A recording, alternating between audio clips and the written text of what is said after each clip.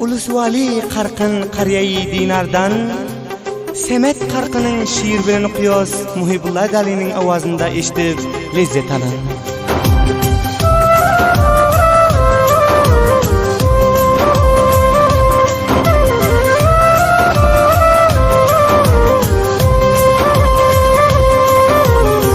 Bulgun kalıp misafir, yardan haber gelen yok.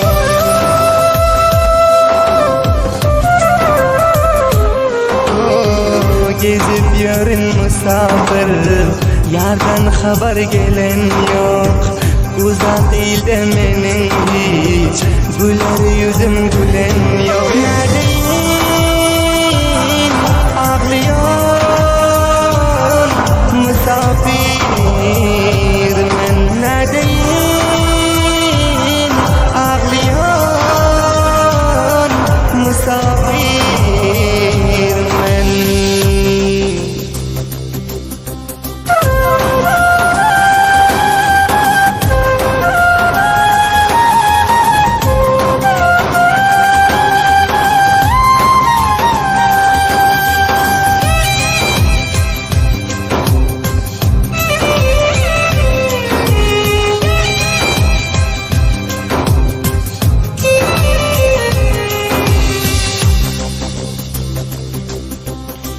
Yada düşüyor kışlağım, şonda kaldı yüreğim.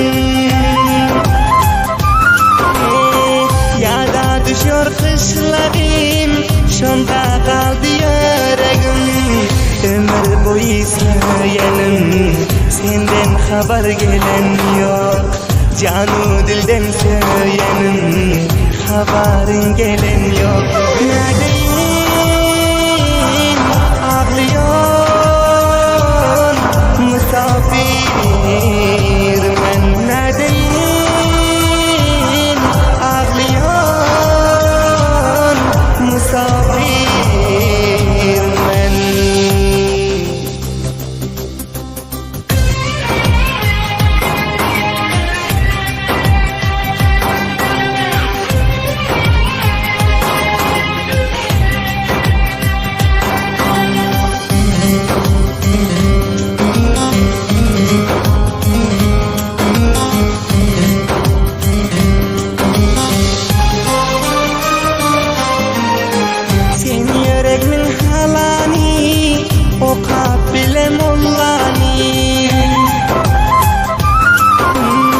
Sen yüreğimin halani okuyatık mollani.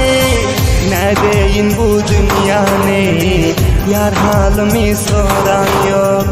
Neredeyin bu cahanı, haberim alan yok. Neredeyin ağlıyor misafir, men neredeyin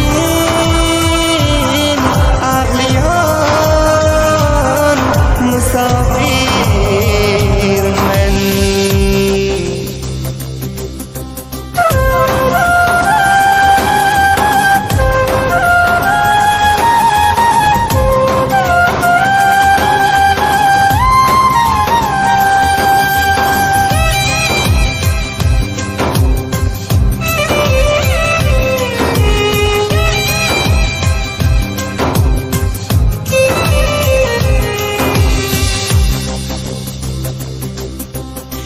Nerede yürek bir karar, gelmedi senden haber. Nerede yürek bir karar, gelmedi senden haber. Semet güzel şiir yazar, ahvalımı gören yok. Semet güzel şiir yazar, haberin alan yok.